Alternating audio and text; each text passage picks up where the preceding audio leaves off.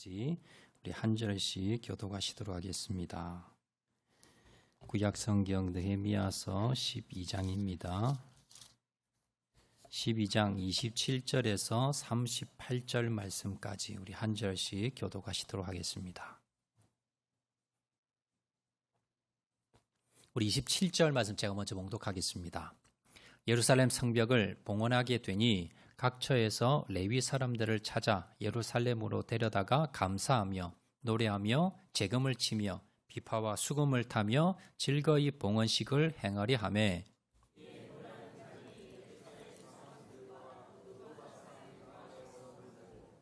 또 벳길갈과 게바와 아스마웻들에서 모여들었으니 이 노래하는 자들은 자기들을 위하여 예루살렘 사방의 마을들을 이루었음이라.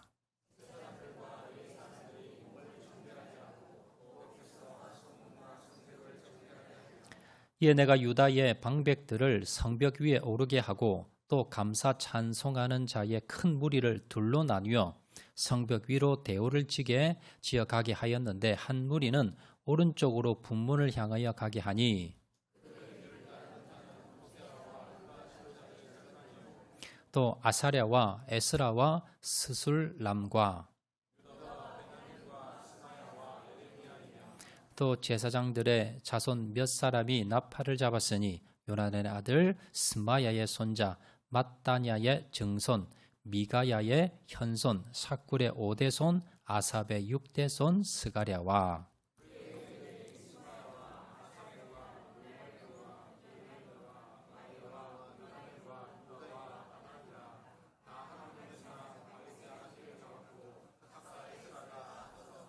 샘문으로 전진하여 성벽으로 올라가는 곳에 이르러 다윗성의 층계로 올라가서 다윗의 궁 윗 길에서 동쪽으로 향하여 수문에 이르고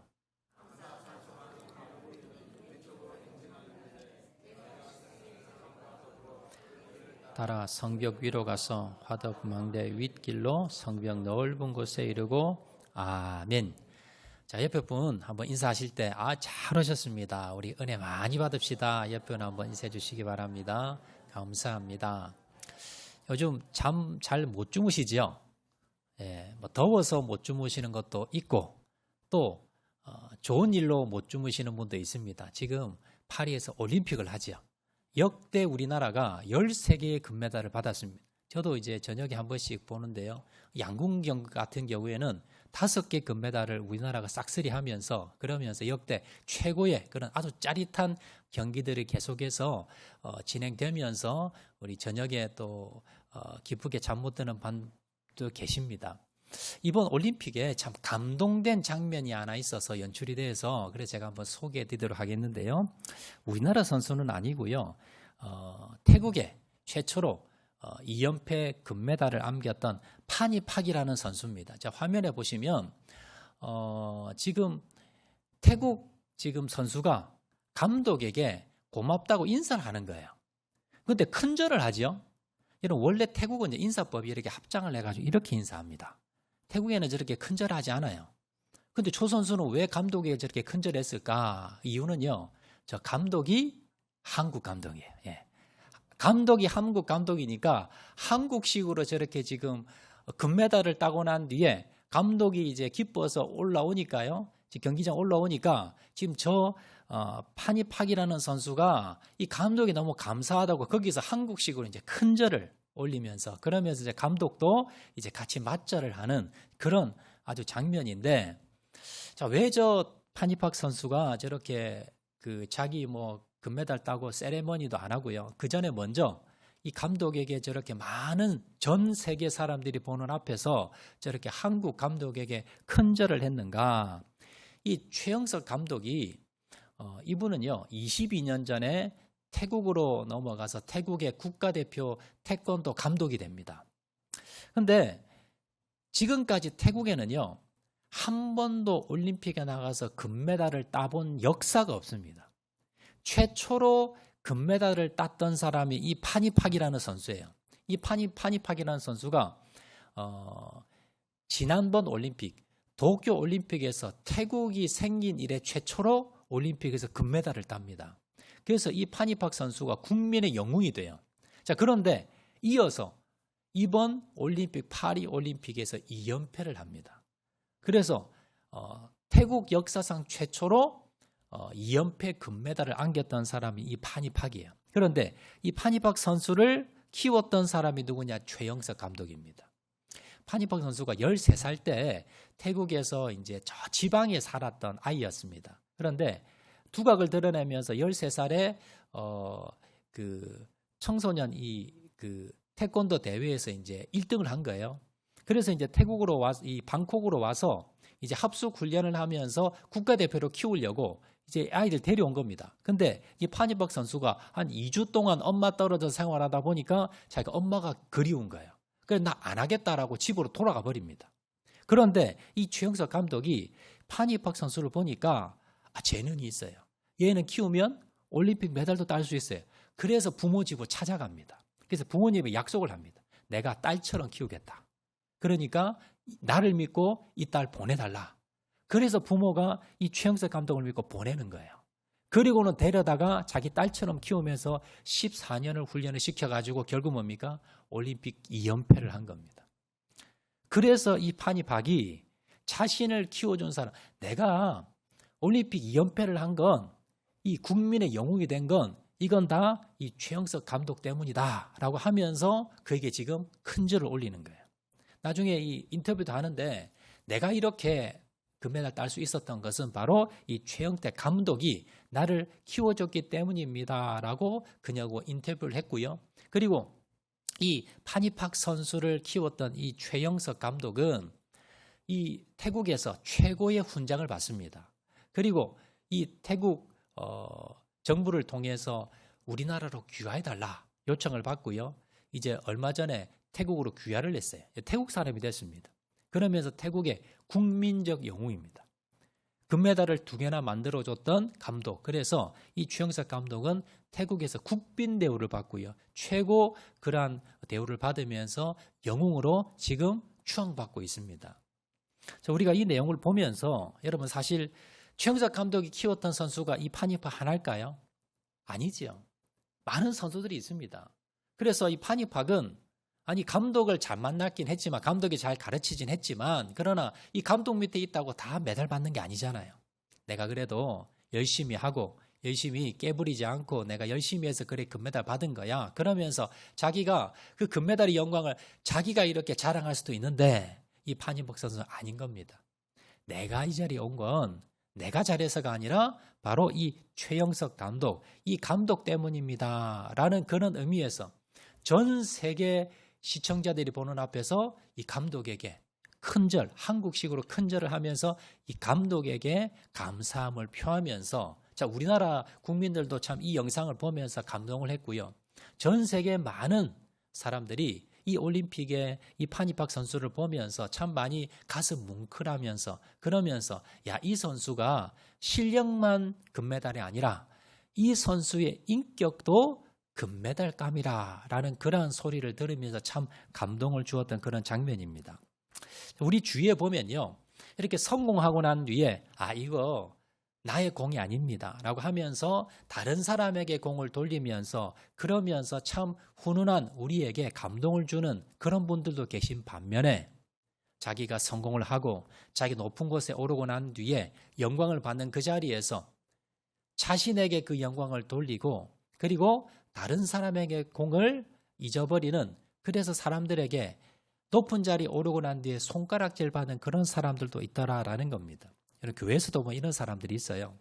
평소 다른 사람들보다 열심히 있어서 봉사도 많이 하고 헌신도 많이 하고 일도 잘하고 그래서 아주 뭐 이분이 없으면 일이 안 된다 할 정도로 그렇게 일은 많이 하는데 끝나고 난 뒤에 자기가 그 영광을 다 가로채고 알아주지 않으면요. 그러면 못 견뎌하고 그러면서 다니면서 나 때문이야. 내 없으면 일 안 돼. 그리고 내가 한 거야. 라고 하면서 오히려 일하고 난 뒤에 사람들에게 손가락질 받고 그리고 사람들이 인정받지 못하는 하나님께도 인정받지 못하는 그러한 사람들도 있더라라는 겁니다. 잠언 3장 34절 말씀 보시면 자, 이런 말씀이 있습니다. 우리 다 같이 한번 읽어볼까요? 시작. 진실로 그는 거만한 자를 비웃으시며 겸손한 자에게 은혜를 베푸시나니. 자, 하나님은요, 어떠신 분이냐? 거만한 자. 내가 했어. 이거 나 없으면 일 안 돼. 이거 내가 한 거야. 이렇게 교만한 자, 거만한 자는 어떻게 하신다? 비웃는다. 버림받는다는 겁니다. 반대로 겸손한 자, 이거 내가 한 것 아닙니다. 그러면서 겸손히 행하는 자는 하나님이 어떻게 하신다? 은혜를 베풀어 주신다라고 말씀하고 있더라라는 겁니다. 여러분, 그래서 믿음이 성장이 될수록, 내가 예수 믿은 지 오래되면 될수록 여러분, 우리가 어떤 사람이 되셔야 됩니까? 겸손한 사람이 되셔야 됩니다. 교만한 사람 되지 않으면, 교만한 사람이 되지 말아야 되고요. 언제나 겸손한 사람이 되셔야 됩니다. 왜냐하면 겸손하면 언젠가는 넘어지고 하나님께 버림받을 수 있기 때문에. 여러분, 우리가 느헤미야서를 계속해서 살펴보고 있는데요. 자, 오늘 12장에 보면 느헤미야의 또 탁월한 점이 나옵니다. 우리가 앞에서 정말 느헤미야가 흠없이 완벽한 그러한 느헤미야 모습 우리가 살펴보았습니다. 자, 그런데 오늘 본문에 보시면 느헤미야가 겸손까지 갖추고 있었다는 것을 우리가 알 수가 있습니다. 느헤미야는요, 1장에서 우리가 살펴본 대로 고국의 상황을 듣고는요, 가슴이 먹먹합니다. 잠이 오지 않습니다. 밥이 넘어가지 않습니다. 그래서 그는요, 금식하며 기도합니다. 자, 그러다가 그가 하나님의 그 사명을 발견합니다. 하나님이 나를 부르시는구나. 내가 저곳에 가서 바로 예루살렘 성을 회복해야지. 자, 그리고는 그 페르시아의 모든 영광을 뒤로 하고요. 자, 총독으로 자기가 부임하게 됩니다. 그리고는 그곳에 수많은 그러한 방해 공작들이 있었지만 그 모든 공작을 다 물리치고 52일 만에 그 성벽 공사를 완성하게 됩니다. 자, 이것을 시작으로 해서요, 이제는 영적인 부흥 운동을 일으킵니다. 말씀의 회복 운동을 일으키고요. 그리고 영적인 회개 운동, 그리고 이스라엘 모든 백성들이 결단하면서 이제는 우리가 이방인들을 끊어내고 내가 오직 하나님만을 섬기겠습니다. 결단하며 부흥하는 그러한 역사가 일어나게 됩니다. 자, 그리고 우리가 지난 시간 살펴본 대로 11장에 보면 이제 예루살렘 성에 이제 완성이 다 됐는데요. 그런데 이 예루살렘 성 안에 살 사람이 없어요. 그래서 자원하는 사람, 또 제비를 뽑아서 그래서 이 도성 안에 살 사람들을 배치를 하고 그리고 성전을 다시 일할 사람들을 다시 회복을 시키고 모든 곳의 사람들을 다 배치시키면서 이제 예루살렘 성의 회복을 완벽하게 완성을 하게 됩니다. 자, 그리고 이제 12장, 오늘 본문에 나오는 12장의 내용에 우리가 봉독한 이 내용은 뭐냐면요. 이제 모든 것을 다 완성하고 난 뒤에 하나님 앞에서 이제는 성벽 봉헌식, 하나님 앞에 성벽 봉헌식을 바치는 장면이 오늘 본문의 내용이더라라는 겁니다. 자, 그런데 여러분, 지금까지 이렇게 느헤미야 11장까지 오면서 이 모든 일을 했던 1등 공신이 누굽니까? 느헤미야입니다. 느헤미야가 없었다면 이 공사는 시작할 수도 없었고 완성은 더더욱이 할 수가 없었습니다. 자, 그리고 이스라엘 백성들 가운데 놀라운 말씀의 부흥의 운동, 회개의 운동, 그리고 자진해서 이 이스라엘 백성들이 헌신을 이끌어내었던, 그래서 이제 모든 예루살렘 성을 회복할 수 있었던 그 1등 공신이 느헤미야입니다. 그런데도요, 느헤미야는 1등 공신이었지만 영광의 자리 앞에 나타나지 않습니다.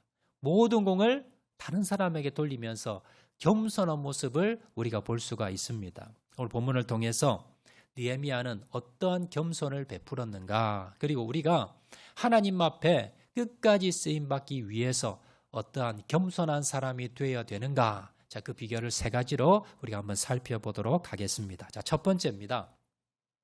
하나님이 원하시는 겸손, 느헤미야의 겸손은 어떤 겸손이었는가? 첫 번째, 다른 사람의 헌신을 인정하고 감사하는 사람이 되어야 합니다. 자, 오늘 봉독하진 않았지만 여러분 가진 성경 느헤미야서 12장 한번 펼쳐보세요. 느헤미야 12장, 자, 1장부터 1절부터 한번 눈으로 한번 쭉 한번 봐보세요. 무슨 내용이 나옵니까? 또 사람 이름 나오죠. 1절에도 스알디알의 아들 스룹바벨과 예수아와 쭉 보면 또 2절, 3절 쭉 보면 계속해서 또 많은 사람들의 이름이 나옵니다. 알지도 못하는 이런 많은 수십 명의 이름을 또 왜 이렇게 많이 적어 놓았을까? 여러분, 성경에는요, 이런 이름들이 그냥 적은 게 아닙니다. 다 이유가 있어서, 의도가 있어서 이런 이름들을 다 적어 놓았더라라는 겁니다. 그런데 여러분, 오늘 본문에 나온 1절부터 시작해서 여러분 26절까지 많은 사람들의, 수십 명의 사람들의 이름이 나오는데요. 자, 이 사람들은 과거의 사람들입니다. 우리가 앞에 살펴보았던 느헤미야 10장, 11장 이런 이름들은요, 지금 현재 사람들입니다. 지금 예루살렘 성벽을 다 완성을 했는데 도성 안에 살아가야 될 사람들, 거기 제비 뽑힌 사람들, 그리고 헌신했던 그 귀족들, 또 민장들, 또 거기에 백성들, 자, 이런 사람들의 명단이 쭉 나오는데 오늘 본문에 1절부터 시작해서 쭉 나오는 이 이름은요, 1차 포로 귀환 시대 때에 그때에 있었던 지도자들 그리고 제사장들, 자, 그 사람들의 이름이 지금 나오더라라는 겁니다. 여러분, 그 이스라엘 백성들이 바벨론에 의해서 함락이 되고요, 많은 사람들이 바벨론 포로로 끌려갔습니다. 그리고는 70년이 지나고 난 뒤에 이제 고레스 왕이 등극을 하면서 이제 고국으로 돌아갈 사람은 돌아가도 된다라는 그러한 허락이 떨어집니다. 그래서 스룹바벨을 중심으로 해서 1차 귀환이 일어나게 됩니다. 그리고 난 뒤에 에스라를 통해서 또다시 두 번째 귀환이 일어나게 되고요. 자, 그리고 느헤미야를 통해서 총 3번에 걸쳐서 1차, 2차, 3차 귀환이 일어나게 됩니다. 자, 그때 1차 귀환 때에 그때에 왔던 사람들, 1차 포로 귀환 때 왔던 지도자들, 그리고 스룹바벨 시절에 돌아왔던 제사장들, 자, 이 사람들의 이름이 지금 1절부터 해서 26절 말씀까지 지금 기록이 되어 있다는 거예요. 자, 그러면 오늘 뭐 하는 날이라 그랬습니까? 예루살렘 성벽 완공식, 봉헌식을 지금 하는 거예요. 그런데 지금 스룹바벨과 에스라를 통해서 왔던 그때 지금 지도자들, 그리고 그때 왔던 사람들, 자, 이 사람들이 아니라 지금 느헤미야 때에 왔던 이 사람을 중심으로 해서 지금 느헤미야를 중심으로 이게 지금 완공이 된 거예요. 그런데 왜 이 사람들 이름을 적었을까? 여러분, 다 의미가 있습니다. 자, 느헤미야가 이 앞에서 1차, 2차 귀환 때 왔던 그 지도자들, 그리고 제사장들, 그리고 레위인들, 이 사람들의 이름을 지금 12장에 기록했던 이유는 무엇이냐면, 앞에서 이 사람들이 없었으면 지금 이 영광이 없다는 겁니다. 여러분, 1차 귀환했던 스룹바벨, 그리고 2차로 귀환했던 에스라, 자, 이때도 뭘 완공해야 됐느냐 하면 성벽을 완성을 해야 도성이 회복이 됩니다. 다시 이게 성이 되살아나게 됩니다. 그런데 1차 때는, 스룹바벨 때는 성전은 다시 재건을 했습니다. 예전에 솔로몬 성전에 비할 바는 못했지만, 그러나 그들이 정말 눈물로 정말 성전은 다시 지었지만, 그러나 그 외에 다른 건 할 수가 없었습니다. 2차 때 에스라 때 와서 말씀의 회복은 일으켰지만, 그러나 성벽 공사는 손도 대지 못했습니다. 다 실패했습니다. 그런데 마지막으로 3차로 귀환했던 느헤미야 때에 드디어 뭡니까? 이 성벽 공사를 완성하면서 예루살렘 성을 다시 회복할 수 있었더라라는 겁니다. 자, 그럼 느헤미야는 이렇게 말할 수 있겠지요. 1차 때, 또 2차 귀환 때 당신들은 실패했어. 당신들은 하지 못했어. 포기했어. 자, 그렇지만 내가 와서 이 3차 때에 느헤미야가 와서 드디어는 어떻습니까? 드디어는 우리가 고심했던, 우리가 바랬던 이 성벽 공사를 완성하면서 드디어 예루살렘 성을 회복할 수가 있었어 라고 뭡니까? 얼마든지 자랑할 수 있습니다. 그리고 이게 사실은 팩트입니다. 맞습니다. 자, 그런데 느헤미야는요, 그렇게 말하지 않는다는 겁니다. 비록 스룹바벨 때에 실패했지만, 그리고 에스라 때에 또 실패했지만, 그러나 그들의 헌신과 그들의 수고, 자, 그들이 먼저 와서 이 땅을 터를 닦고 먼저 성전도 짓고, 그리고 여러 가지 시도도 하고, 비록 그들이 실패는 했지만 그러나 그들의 헌신과 노고와 그들의 밑바탕이 있었기 때문에 그 위에 우리가 이걸 오늘 완성할 수 있었다. 그래서 이 성벽, 이 공사 봉헌식을 드리면서 이 공은 누구에게 있다? 바로 1차 때, 2차 때 왔던 그 지도자들, 먼저 헌신하고 희생했던 그 사람들의 공이 있었기 때문에 오늘날 이것이 있었습니다. 라고 지금 느헤미야가 말하고 싶은 겁니다. 그래서 지금 1차 때, 2차 때 귀환했던 사람들의 명단을 그가 일일이 하나하나 찾아서 그 지도자들과 제사장들과 레위 사람들 이름을 지금 봉헌식 앞에 이 많은 지문을 할애해서 지금 기록하고 있었더라라는 겁니다. 여러분, 우리도 마찬가지입니다.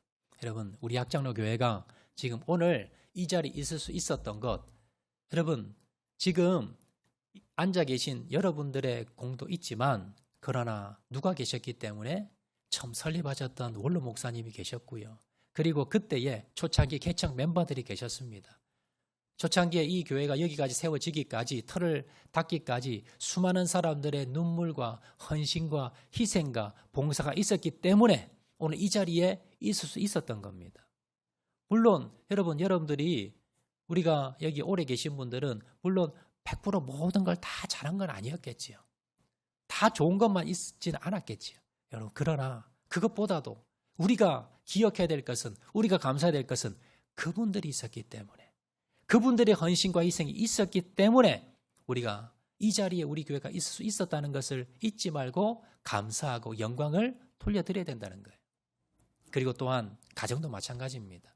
여러분, 우리 부모님을 보면서 나는 우리 못난 부모님을 만나서 뭐 배운 것도 없고 가진 것도 없고 물려받은 것도 없고 난 그런 집안에서 그런 부모님 밑에서 나는 그런 형제들 가운데 나는 그렇게 살았는데, 여러분, 그렇지만 아무리 여러분 부모님이 못났고 아무리 부모님이 받은 것 없다 하더라도 부모님이 계셨기 때문에 내가 이 땅에 태어날 수 있었습니다.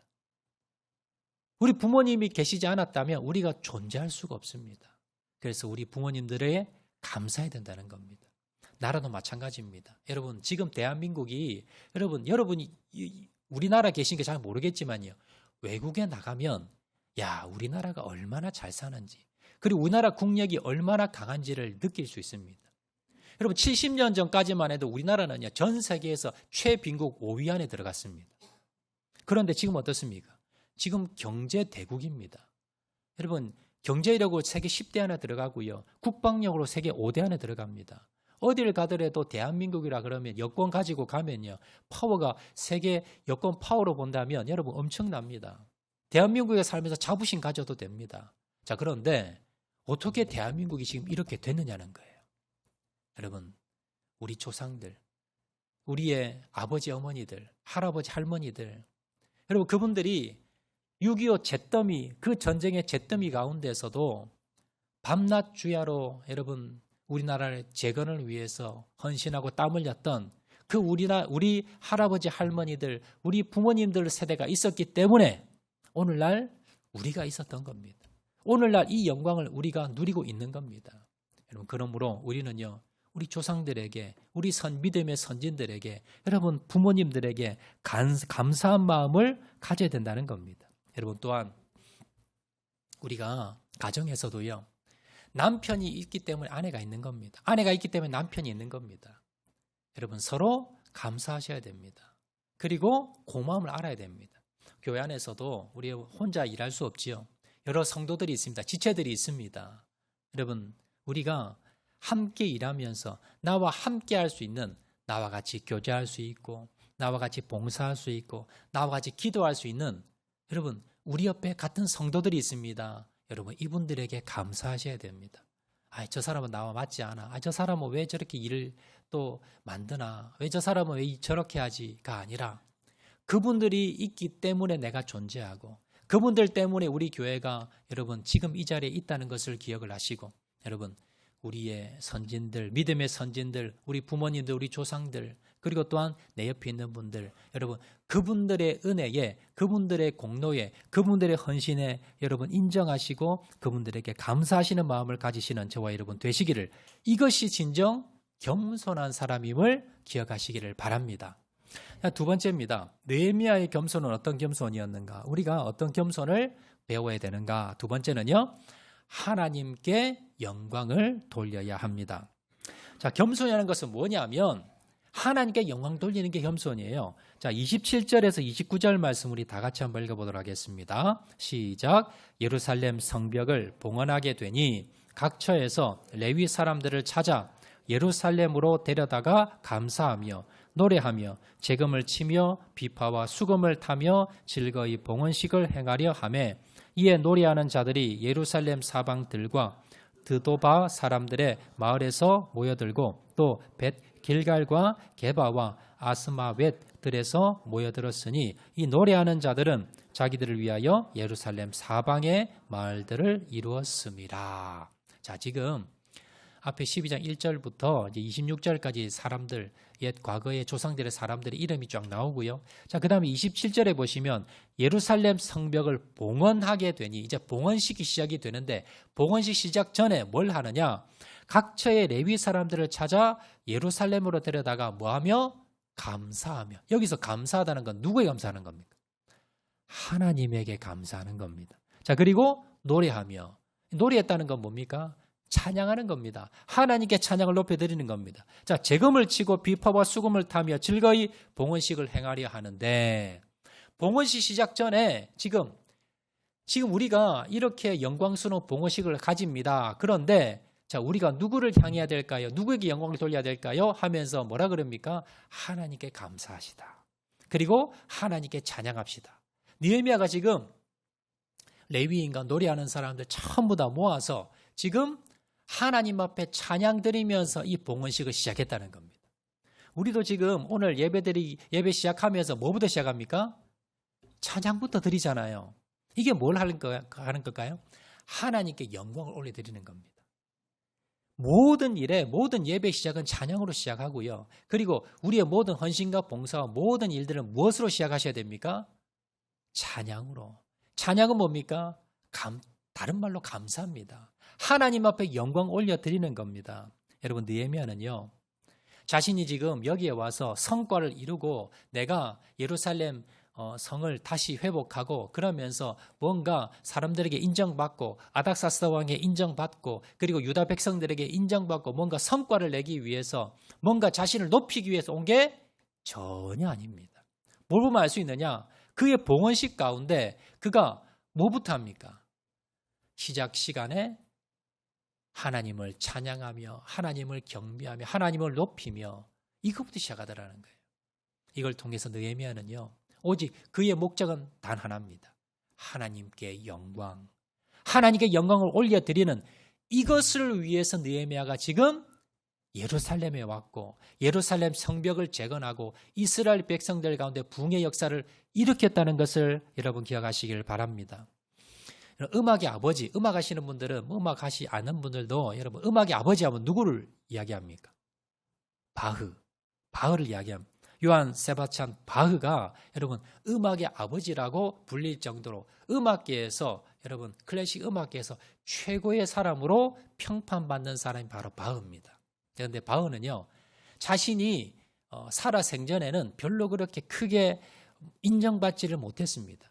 가난해서 그가 죽을 때는요, 자기가 유산으로 자기 악보밖에 남긴 게 없어요. 정말 가난하고 힘들고 어렵게 살았습니다. 그런데 그 바흐가 항상 작곡가로 유명하거든요. 바흐가 작곡하고 난 뒤에 가장 마지막에 이런 단어를 적습니다. SDG, 우리 화면 한번 띄워주세요. 저기 보면 S, 빨간 자로 SDG라고 약자를 적는 지금 무슨 뜻이냐면요, 솔리데오 글로리아라는 말인데 그 말의 뜻이 뭐냐면 오직 하나님께만 영광을, 이 뜻입니다. 세바스찬 바흐가 자기가 작곡하고 난 뒤에 항상 맨 마지막에 SDG, 그 말이 오직 하나님께만 영광을. 아니, 바흐는요, 자기가 작곡하면서 뭐 때문에 작곡했습니까? 내가 이 작곡을 통해서 돈을 많이 벌어야지, 이 작곡을 통해서 내가 유명한 사람이 되어야지, 그런 생각 없었다는 겁니다. 오직 작곡을 하면서 오직 하나님께만 영광을, 하나님의 영광이 되기 위해서 그가 작곡을 한 겁니다. 그리고 그가 죽고 난 뒤에 지금 그가 어떻게 됐습니까? 음악의 아버지가 됐습니다. 하나님께서 하나님의 영광을 위해 살았던 세바스찬 바흐를 전 음악계 최고의 사람으로 하나님께서 세워주셨더라는 겁니다. 여러분, 우리도 마찬가지입니다. 우리가 이 세상을 살아가는 이유, 우리가 교회에서 봉사하는 이유, 우리가 아침 새벽부터 일어나서 열심히 일하는 이유, 그리고 학생들이 열심히 학교에 가서 일하는 이유, 무엇 때문입니까? 돈 벌기 위해서, 높은 자리에 오르기 위해서 아닙니다. 오직 하나님의 영광을 위해서. 이걸 잊어버리시면 안 됩니다. 느헤미야가 그런 삶을 살았습니다. 오직 하나님의 영광 위에 살았지 자신의 욕심 위에 살지 않았다는 겁니다. 내가 지금 하나님의 영광 위에 살아가고 있는지 아니면 나 자신의 영광 위에 살아가고 있는지 여러분 그걸 판별할 수 있는 방법이 있습니다. 여러분들이 가정에서요 열심히 봉사하고 헌신했습니다. 그런데 남편이 아내가 알아주지 않아요. 그런데 여러분 마음에 섭섭한 마음이 들면요 그 누구 위해서 한 겁니까? 그 나 위해서 한 거예요. 내가 헌신 봉사했는데 알아주지 않아도 섭섭한 마음이 없어요. 그 누구 위해서 한 겁니까? 주님의 영광 위해 한 겁니다. 교회도 마찬가지예요. 교회에서 여러분들이 정말 더운 날씨에 열심히 봉사하고 헌신했습니다.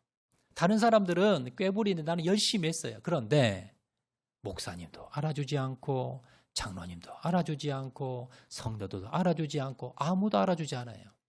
그런데 내가 기쁨이 넘칩니다. 이건 누구 위해 한 거예요? 주님의 영광 위해 한 겁니다. 그런데 내가 열심히 봉사했습니다. 헌신했습니다. 그런데 사람들이 알아주지 않아요? 섭섭한 마음이 들어요. 누구 위해서 한 겁니까? 나 위해서 한 겁니다. 내가 평생토록 내가 교회에서 헌신하고 봉사했는데 돌아보니까 아무도 알아주지 않아요. 그런데 섭섭한 마음이 들어요. 그건 나 위해서 한 겁니다. 하나님의 영광 위해서 한 게 아니다라는 거예요. 주님 영광 위해서 감사해서 합니다. 말로는 했지만 그러나 내 마음속에는 뭐예요? 섭섭함이 들었다면 그건 주님 위해서 한 게 아니다는 겁니다. 여러분 그건 하늘나라 가서 보상이 하나도 없어요. 정말 주님 위해서 했다면요 우리가 아무런 보상이 없어도 알아주는 사람이 없어도 섭섭하지 말아야 됩니다. 오히려 여러분 칭찬받는 자리, 사람이 알아주는 자리를 뭡니까? 피하셔야 되는 거예요. 내가 주님 영광 위해 했다면, 내가 주님의 은혜에 감사해 우리가 했다면 여러분 느헤미야는요 어떤 사람이었습니까? 목적이, 이 예루살렘의 어떤 목적이 무엇입니까? 오직 하나님의 영광을 위해서. 그가 오직 하나님의 영광을 위해서. 그래서 그가 이 영광스러운 봉헌식을 드리는 자리에서 가장 먼저 했던 것은 뭐냐? 하나님 앞에 감사와 하나님 앞에 찬양과 하나님 앞에 영광을 올렸다는 것을 여러분 기억을 하시고, 주님 저도 이 세상 살아가면서 오직 하나님께만 영광 올려드리는 저를 될 수 있도록 은혜 베풀어 주시옵소서. 결단하고 기도하고 나가시는 저와 여러분 되시기를 주의 이름으로 축원을 드립니다. 자, 세 번째, 느헤미야의 겸손은 어떤 겸손이었는가? 우리가 본받아야 할 겸손은 어떤 겸손인가? 세 번째는요, 영광 받을 때에 뒤에 서야 합니다. 자, 이제 봉헌식이 진행이 됩니다. 이제 찬양이 끝나고 이제 본격적으로 봉헌식이 진행이 되는데 느헤미야는요 백성들을 이제 입장을 시키는데 두 부류로 나뉘었습니다. 한쪽은 학사 에스라가 인도해서 이제 입장을 하고요. 한쪽에서는 느헤미야가 인솔을 해서 입장을 합니다. 자, 그리고 이 두 그룹이 양문에서 두 그룹이 만나면 이제 성가대가 기다리고 있다가 찬양을 시작하면서 이제 봉헌식이 본격적으로 시작이 되는 거예요. 자, 그런데 여러분 이 두 백성들의 그룹을 나뉘어서 입장을 하는데 입장하는 그 광경을 보면 아주 특이합니다. 한쪽에는 에스라가 인도하는데 에스라가 앞에 서서 이제 인도를 합니다. 그런데 한쪽은 느헤미야가 인도하는데 느헤미야가 섰던 자리가 어디냐? 특이한데 38절 말씀 보시면요. 자, 다 같이 읽겠습니다. 시작. 감사 찬송하는 다른 무리는 왼쪽으로 행진하는데 내가 백성의 절반과 더불어 그 뒤를 따라 성벽 위로 가서 화덕 망대 윗길로 성벽 넓은 곳에 이르고. 자, 느헤미야 어디 서 있습니까? 백성의 어디요? 뒤에. 백성의 절반과 더불어 그 앞에 선 것이 아니라 그 뒤를 따라갔다는 겁니다. 느헤미야는요, 지금 총독입니다. 여기 지금 예루살렘 성의 제일 높은 사람이에요. 페르시아에서 왕이 파송한 총독입니다. 그리고 이 예루살렘 성벽을 완성하는 1등 공신입니다. 가장 앞에 서서 가장 높은 자리에 서서 가야 되는 게 맞는데, 그런데 느헤미야가 왜 인솔을 하려면 여러분 앞에 서는 게 맞잖아요. 그런데 왜 느헤미야가 뒤에 섰을까요? 앞에 서는 거 몰라서 그랬을까요? 일부러 뒤에 선 겁니다. 그래서 느헤미야가 지금 맨 백성들 꽁무니를 따라다니면서 뒤에 섰던 이유는 뭐냐? 지금 성벽 공사가 완성이 됐습니다. 하나님 앞에 지금 이제 봉헌 드립니다. 첫 번째는요, 하나님께 영광 돌립니다. 자, 두 번째는 누구 영광이냐? 이 자리에 없던 분들도 계셨지만, 그러나 우리 앞에 와서 정말 목숨을 걸고 이곳에 왔던 우리 조상들, 스룹바벨부터 시작해서 왔던 그 조상들의 공을 돌리는 겁니다. 그리고 세 번째는 뭐냐면, 이 백성들이 없었으면 이 공사는 안 됐다는 거예요. 그래서 이 모든 공을 누구에게 돌립니까? 백성들에게 돌리는 거예요. 이 백성들이 실제로 공사에 임했고, 이 백성들이 실제로 예루살렘 성에 지금 거주할 거고, 이 백성들이 지금 회개하고 부흥운동 일어났고, 그래서 내가 지금 잘해서가 아니라 백성들이 도와줬기 때문에 한마음 한뜻이 되어서 이 성벽 공사에 그들이 헌신했기 때문에, 자, 그래서 공을 누구에게 돌립니까? 백성에게. 그래서 백성을 앞에 세우고 자기는 어디에요? 꽁무니에 서서 뒤에 따라가는 거예요. 그 의미가 백성에게 공을 돌리고 있더라라는 겁니다. 여러분, 여기서 우리가 마지막으로 겸손의 마지막 세 번째 특징을 우리가 발견할 수 있습니다. 여러분, 겸손한 사람은요, 진짜 멋있는 사람은 어떤 사람이냐? 일할 때는 제일 앞에 서서, 헌신할 때는 제일 앞에 서서, 선두에 서서 헌신하고 봉사하지만, 그러나 영광의 자리, 박수 받는 자리, 이 자리에는 제일 뒤에 서는 사람. 여러분, 이 사람이 정말 멋진 사람입니다. 이 사람이 정말 믿음의 사람이고요. 느헤미야가 그랬습니다. 일할 때는 어떻게 합니까? 제일 선봉에 섭니다. 화살 맞는 자리, 칼 맞는 자리 섭니다. 그리고는요, 지금 영광 받는 자리입니다. 봉헌식 자리입니다. 여기 어디에 섭니까? 제일 꽁무니에 서는 거예요. 여러분들도 가정에서, 직장에서, 교회에서 여러분 헌신하실 때, 봉사하실 때, 일하실 때는 어디에 선다고요? 선봉에 서셔야 됩니다. 봉사하고 헌신할 때는 앞자리에 서는 겁니다. 자, 그리고 박수 받는 자리, 영광 받는 자리, 자, 이 자리에는 어디에 서요? 뒷자리에 서는 것. 이것이 바로 겸손이고 느헤미야가 우리에게 보여주는 겸손의 모델이라는 것을 여러분 기억하시길 바랍니다. 말씀 뵙도록 하겠습니다. 좋은 교회는요, 겸손한 사람이 많은 교회. 여러분, 좋은 가정은 겸손한 가족들이 많은 가족. 여러분, 좋은 공동체는요, 겸손한 사람들이 많은 곳입니다. 어떤 게 겸손할까요? 첫 번째는요, 나가 아닌 다른 사람의 헌신과 희생을 인정해주고, 그리고 그들에게 감사하는 사람. 우리의 믿음의 선진들, 조상들, 부모들, 먼저 우리가 뭡니까? 그들이 흠이 있지만, 그들이 문제가 있지만, 그러나 그들의 다른 점을 보는 것이 아니라 그들의 장점을 바라보고 감사할 줄 아는 사람이 겸손한 사람입니다. 두 번째는요, 오직 하나님께 영광을 돌리는 사람입니다. 내 마음에 여러분 섭섭함이 있으면 그건 무조건 나를 위한 겁니다. 여러분, 섭섭함이 없어야 돼요. 그래서 하나님 앞에 헌신하고 희생하고 난 뒤에 하나님 알아주지 않더라도 섭섭하지 않는, 이것이 뭡니까? 내가 주님의 영광 위에 했다는 거예요. 여러분, 모든 일, 가정에서든 여러분 직장에서든 교회에서든 오직 하나님의 영광 위에 헌신하시는 저와 여러분 되시기를 바랍니다. 세 번째, 여러분 겸손한 사람은요, 영광 받을 때 뒤에 서는 겁니다. 헌신하고 봉사할 때는 최고 앞에 서고요. 그리고 박수 받는 자리, 영광 받는 자리는 제일 뒤에 서는 사람.